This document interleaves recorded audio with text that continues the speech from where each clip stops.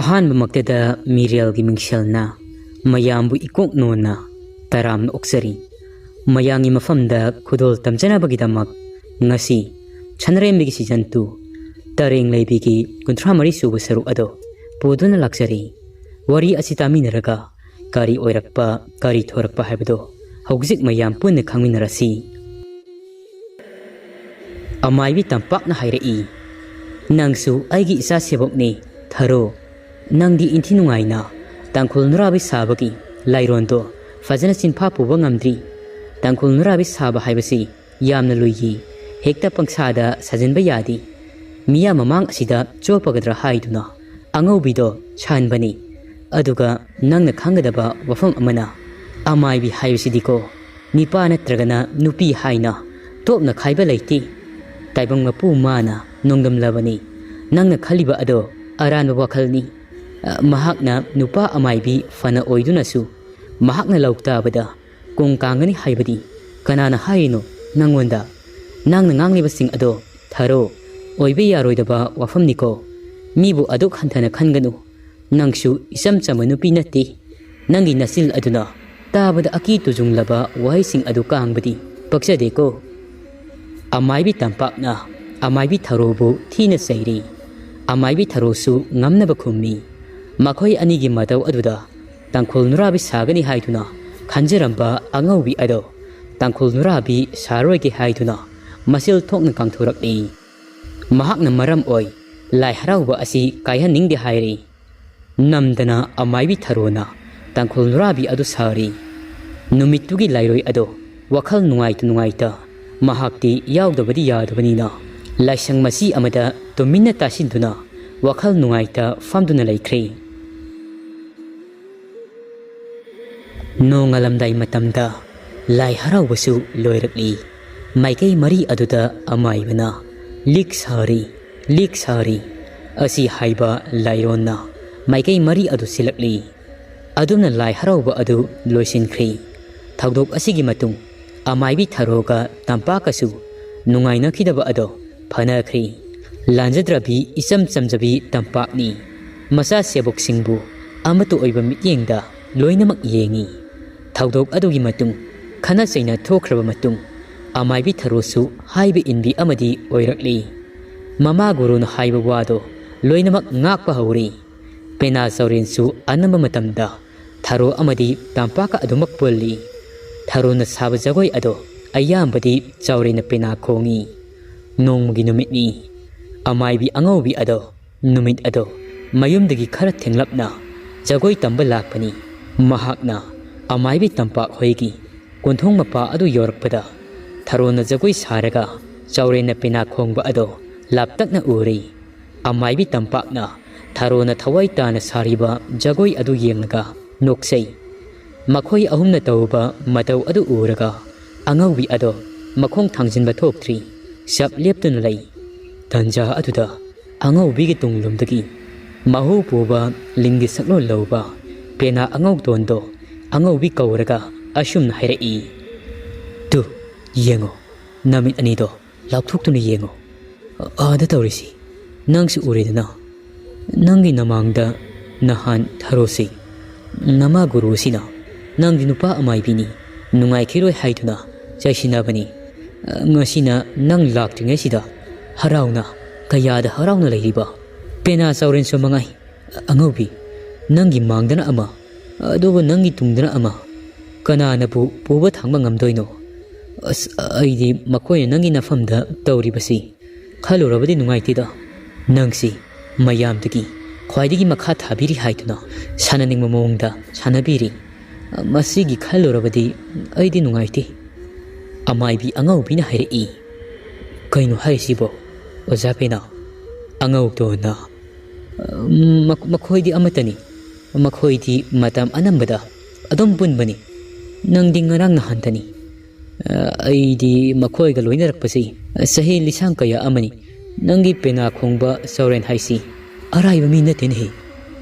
aigi laibawda lai laklaga hi phaurakibani makna haibani haituna muktuna kige miya mamang sida sahi mari gi mamangda haikru hidongpa numit amada ikai ba sopa nangkrabani Kege leibak miya mangda yamna tawwa ngamba mini nahando aigi ina asida tahawi mahak masa pena saurena amaibi tharoda insinkhibado nupa amaibi sina tangkhol nurabi sarabadi laibung asi soyena chenthaba tari asi haikibado aduna amaibi tharoda namdun inchili nang udringaida amaibi tampaka lauktuna duna tangkhol nurabi sankhibani nangi namangdabudi fajakhiroi haiduna tausinakibani numit aduda nangni ikaiba nangkibado amaibi angaubido haujikti pena angau tongi waduda abada mitlu pirang chenthaba hori mamit ani ado pina pungso chotli higaiwa haiba angau tona manglam chatta maki nungainadaba laikiba mayam amana saurenga tampaka maram mayam adugi laman khumningbana ngaurba haikru hidongbugi thodok ado khujai mangbagi maram sing mahak masasu laithung loinaba haujikmak masa asida maram mayam adugi mairi ado angaubi mathakta maisha langnaba haithaba hori amaibi tampak amadi saurin bu yamna lana magi mamit aduda angau tona uhankhri numit adudagi hauna amaibi angaubi do tampaki yumda amuk hanna khong thangjin khidri mahakpu ikaiba chopa nangan khiba makhoi anigi mathakta laman khumlagi lepli lairoi amagi tangkhol nurabi saba fangandabagi atin matang kharasi manungda amaibi angaubi do punghong hongkhri aranba wakhalna lamjingduna pukhri atino matam kharasida atopa amaibi amada mama guru khankhri angaubi ado angaubi haujikti sauren amadi amaibi tampakpu yeknaba oina urakli nongmugi numitli amaibi tampaki mamang nupi phajaton ado moyang kaithel karakpada lambi aduda hek angaubiga thengnaruri angaubi du ubada phajaton kaurai kaidore aikhoidaga sunglak laktrabadi ta angaubi ado nurabi saba fangkhidaba aduna haujikti marom leikibana amaibi tampaki yumthugai khalli aduna wakal aduda lakpa fatraba thoksin mayam amana thok haijilagi khalli aduga ashumna hairi isen phajaton aidi amuk hanna ima tampaki da amuk hanna laklaroi aidi ima tampaksi yana fawining lubani aduda phajaton aduda kaidoraba ta angaubi na hairi aibu hairasirane hairoigida aina haigadoiba wafamsi yamna fajadaba wafam amani aduna hainingdre phajatona amuk hairi haidana chape yaroi ta angaubi aikhoi imada kari nungaitaba laiki aikhoida nangna lakningdabagi maramdo aisu nungaiti ta angaubi laklamlaga sunglak hek lakidaba ado angautona hairi phari nangna hayu hairabadi aisu hairagi aidi amaibi ama oining lubana amaibi ama oibagi chatna kanglonda khangningduna ima tampakta ima guru oijaning khibani adubu imani di hairaga nupana hasinga laibungda makhe langba yamna pami sahi matang sadana hedo herau kai nupa ubusu yadi pena khongba ta sauren gasu kaino yan wari laiba mali makhoi anisi laibung amada punna harawasu yawinai mina khangdaba saudaba mari amadi makhoi anigi marak asida lai amaibi angautongi wadu tabada fajaton ado tampaki mamang nupi ado ikai nungsiyanari wa makha taba ngamdri numit aduki angaubigi wahai aduna fajatongi thamoida singchep thari maki semnin chajinba wari mayam aduna amaibi tampaki imungdi mahi langli masa mamau singna maki lichat chajatta jingnaba phauba haurakli haijinbada paksarani matagum haujikti amaibi angaubigi masu sanglaba wahai sing aduna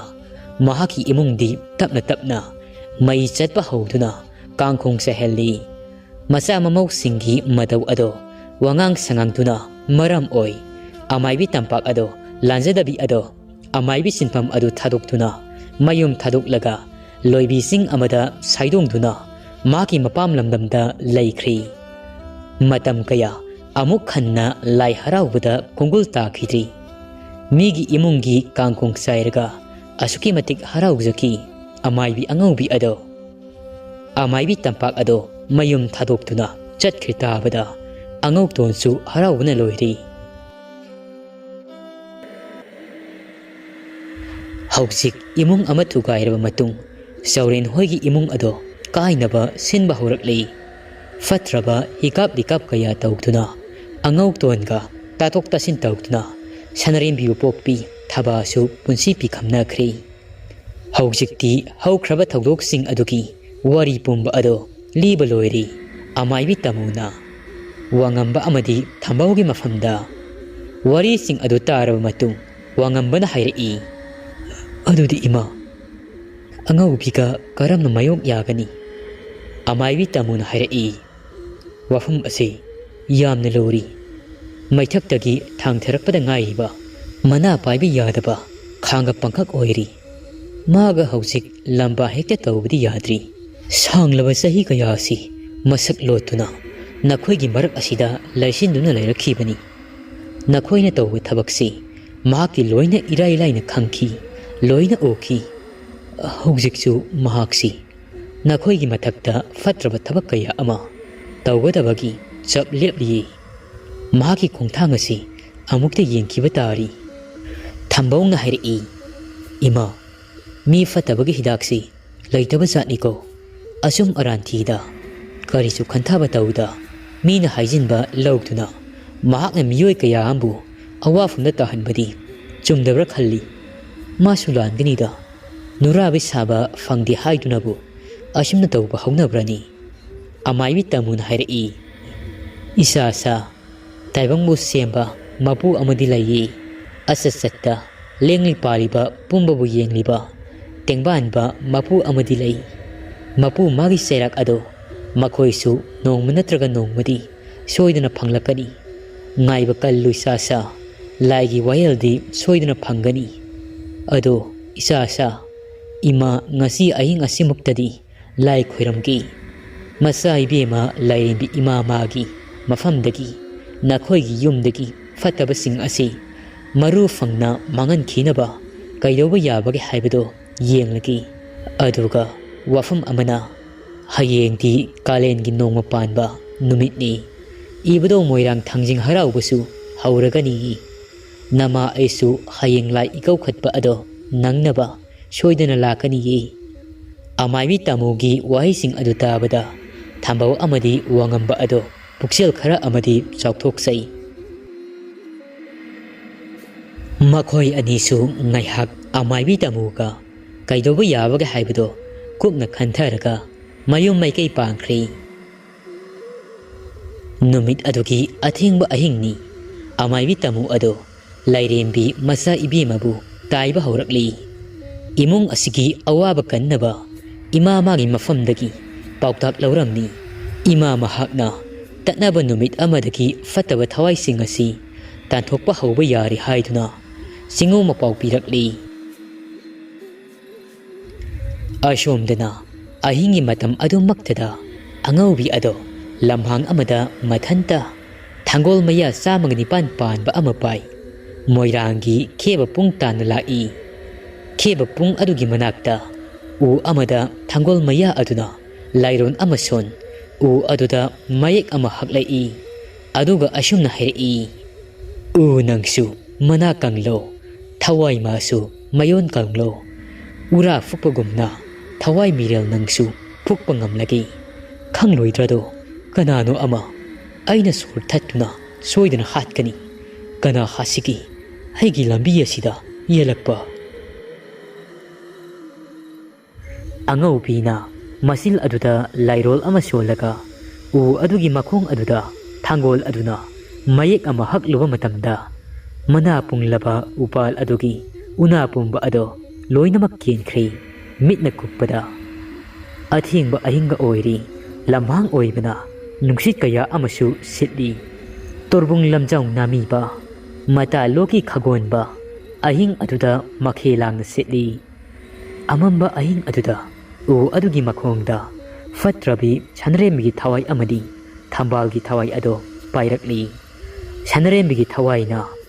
Kaidori Kari Lairagi Aikoi Koktukana Kawudi Tambalna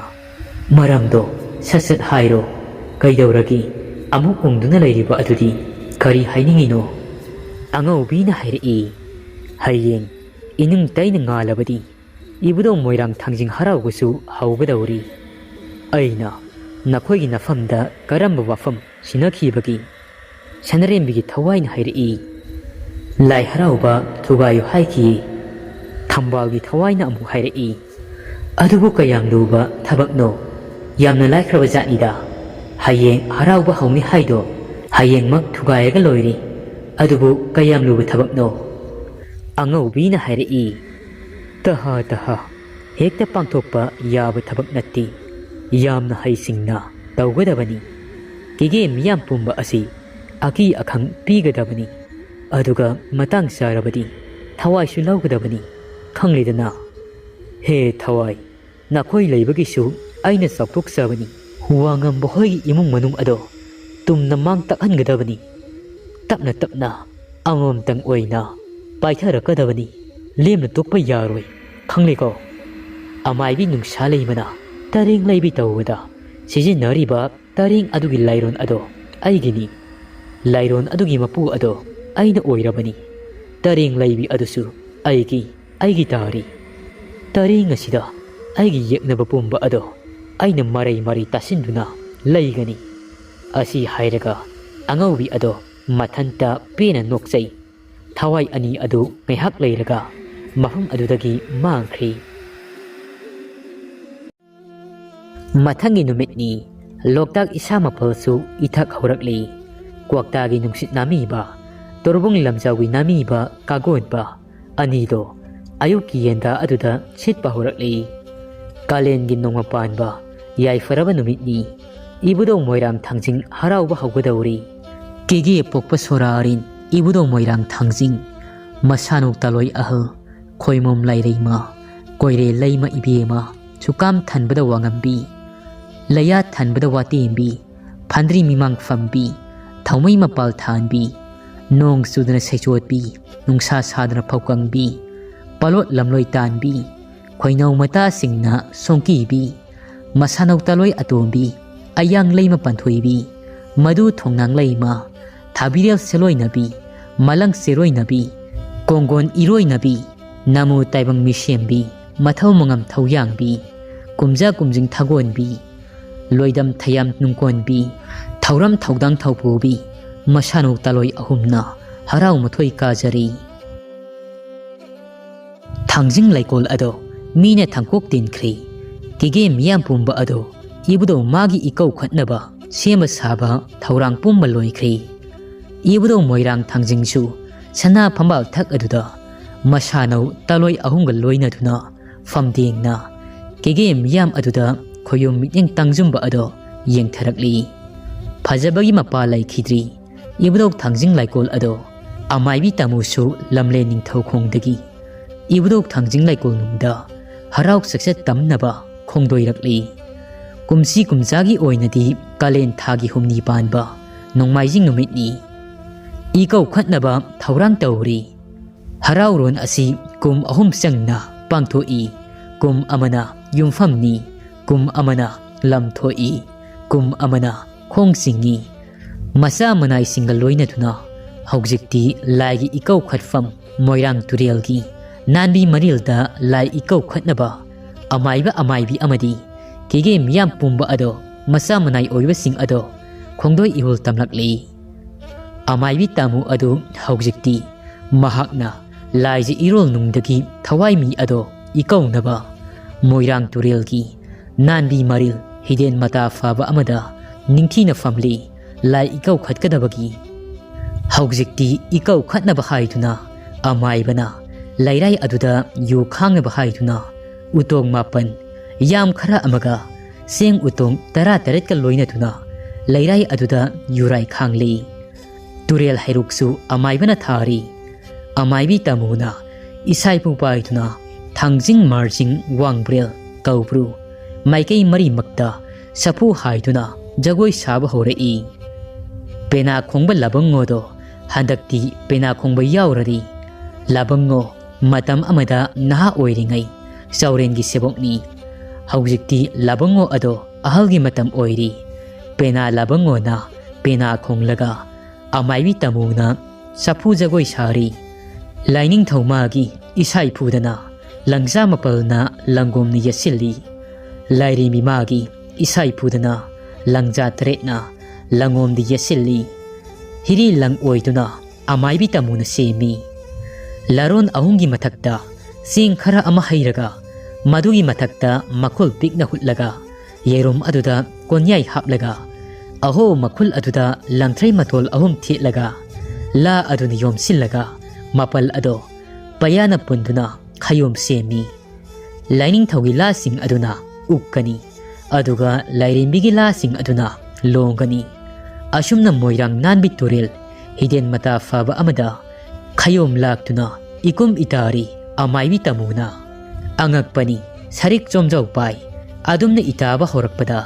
moirang turil ado ithak ipom naina malang nungsit aduna saunga iroina tuna mathek mathek thek tuna jagoi saba horakli turel laiji ipak ado fang tuna irei sing ado chen ba horakli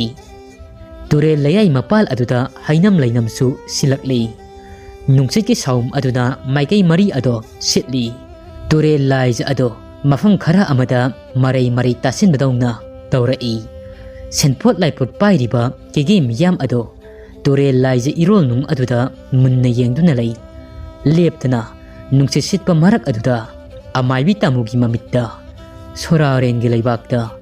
lining thaulairimbi anina hibu tongduna Maichou Taret na hiroi oi malem nungkung lakli asi haibagi matagumna uba horakli hi mabu khon ba horakli hi ho hai ha kige moirang nandi marin turel aduda hi ado nongkum lakli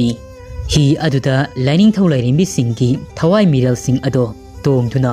higarakli higaron mabu saisakna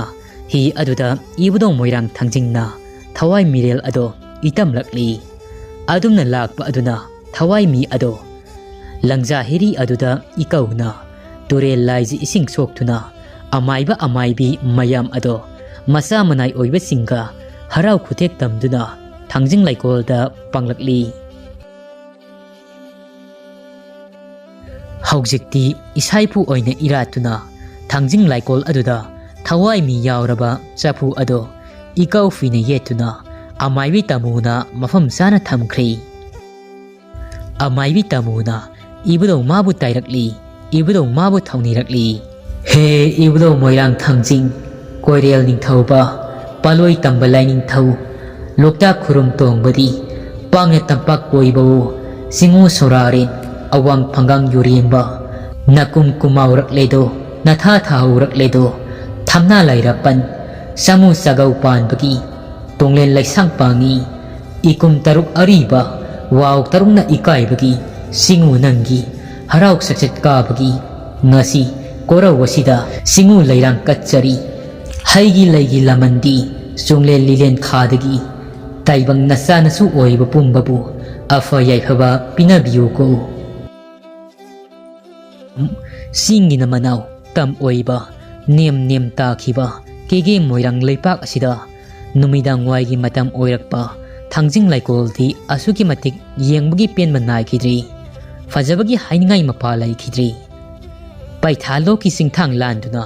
chilakpa numidang waigi nungsitna thangjing laikol ado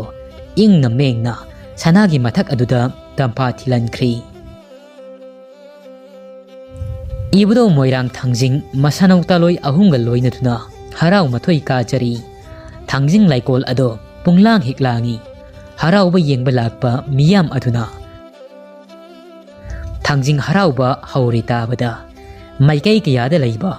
singu layam pumba ado harau ba yengba la ammi marjing wangbril kaubru loya lakpa khori phaba konthaujam lairimbi panthoibi nongpok ningthau singning thau asina singba lai kaya amasu yengba la ammi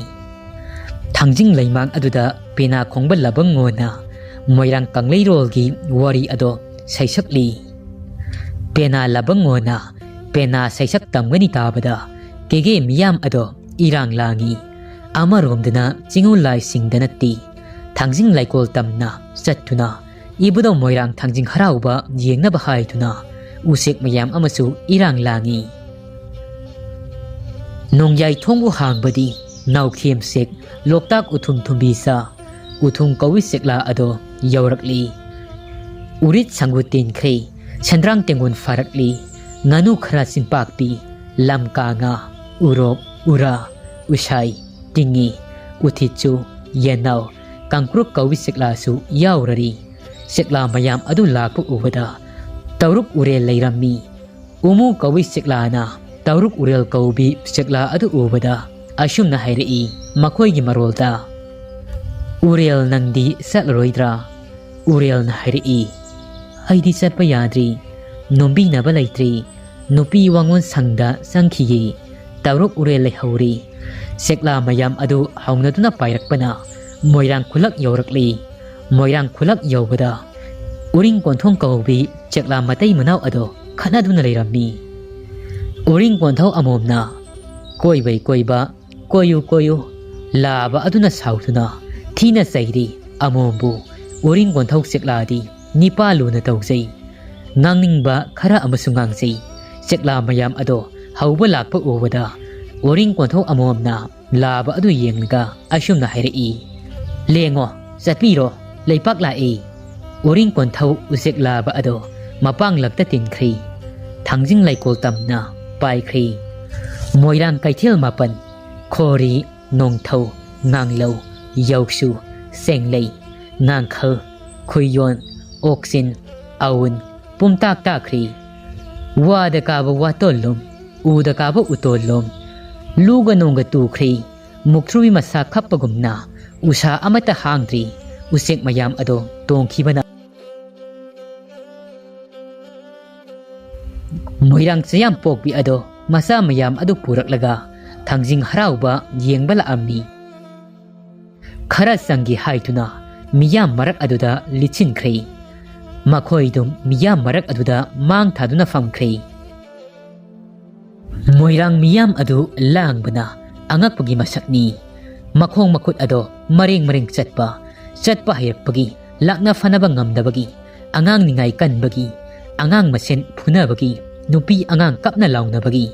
Makhol Tana Thangjing Laikol Ado Pungsin Sin Kri Adubu Ngasidi Pena Khongba Labango Do Isay Sakpa Hauramdaida Oyakpa Matam Aduda Langamba Mayam Sing Ado Pena sa Sing Ado Paituna Lenba Haurakpa Adudagi Miyam Ado Tumin Laikri Unway Muksik Kri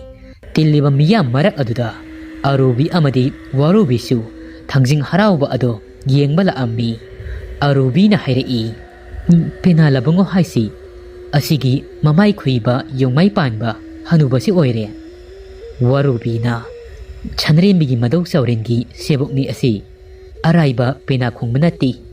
Pena Khongbada Managi Yam na Sound na Pangbani Arubi na Hairi Saurengi Sebok Oire Masakse Yung Jawdong Mali Sakta Asina Pena Khongtuna Moirang Kangliro Saktoiba Nakong Amuk Itada Nako Lao Salaurasi Warubi na Ngay Khoy Nangsu Kumay Ngak Yengsi Arubi na Hairi Asida Aikhoy na Harauba Yengduna Laithoklo Ashomdana Tamagido Kaidoranggadabano Sagol na Kaurambagi China Khul Ado Amuk Hauramdanako Higayegidabasu Lairibani Warubi na Hairi Ho Ngamjadri Aibu Maadong Panara Lairadro Magi Aun Minairo Matanda Laisani Haitra Haiba Maso Matonda Laibado Haratamzani Magi Thokpa Kananabu Puba Thangba Ngamjagi Makoy Anina Adomna Hainaringayda Pena Labango Ado Pena Saisakpa Haurakli Kege Miyam Ado Langba Lepli Labango na Sakpagi Loiba Naidraba Thabagi Loiba Naidraba Kege Lila Soba Nadairing Taibang Oibana Mikuk Kharadang Saithajaramgi Lining Thau Toro Kobi Bimado Moirang Thangjing Haraubana เย่งว่าสักนิ่งมันขีบนะโคโรโคโรโคลีมาซ้ำอดอกับปลาวะคงตุนะไล่ไก่ปะขังงามันนะจะก้อยเย่งกี่หายตุนะปรับปรับท้องลักปะอดุดาตัวโรนักกับปะอดอเฮกเทนรุรี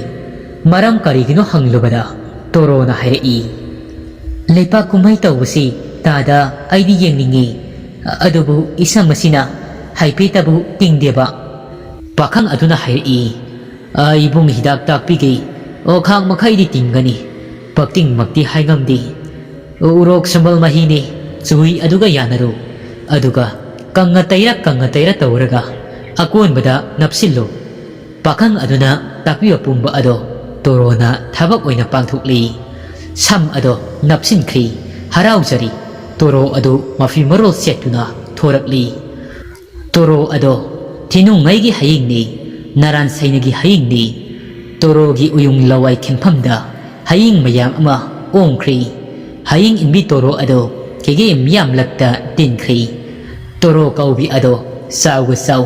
วสังบะมุกรังกิกับลักตาเลียบดูรีอดุกะปานาสาวให้ตุนะลำสิลี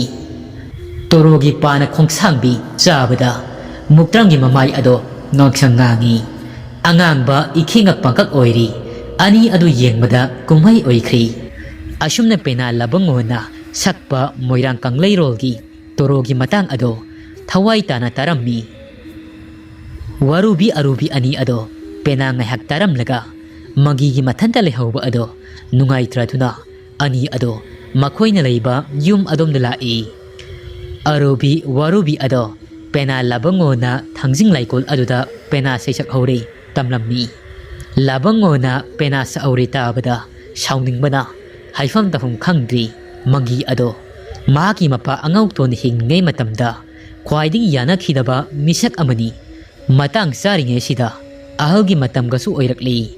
มังคุดนาลามบะฟังกดาบะกุยดรีมาบุมาตั้งสิดาเลยวาตาวตุนาฮัลเอารสิระคัลลีมังกีอดออาชวมดนานุมิดังอดุดาทางจิงฮาราวบกีมิยามล้างนบะฮาราวมาโคลตาบดาฟัตระบิชันเรมบิทวายอดอไลตาบยารักรีทัมบาลกิทวายอดสูตุมินาไลซีไลงำรีทางจิงฮาราวบกีมาโคลอดุตาบดามานากงอดุเมียนาทวายสิงอดอข้างีทางจิงฮาราวบกีมาโคลอดุตาบดามานากงอดุเมียนาทวายสิงอดอยุงกิมาคาดาไลบังงำทรตุนาอาทาปะอุมังอามักิมันุงดายาตาดุนาไลครีทางจิงฮาราวบกีมาโคลอสินาฟัตระบิชันริมบิอดอตังดูไลตานาไลบังงำดรีแต่บังมิรักอดุดาชาตุบตุนาไลบังงำดรีมาซาอดออาวาไม่ใช่ลางบะฮอรักลีฮาราวะทุกายรีขัลลุบะอาริยมตารีวารีอสิกีกุนทรามาริสุวิสรุปอดอมาตังสิลุยสรีวารีอสิปาทกซะมาตัมดาสวยขิลันกิบยาราบสุมายามงักปิโยวารีอสิกีมะคาการีกรัมโอเอร์ปะให้บดอมายามปุนนามาทั้งกินุมิตตาไงมินราซี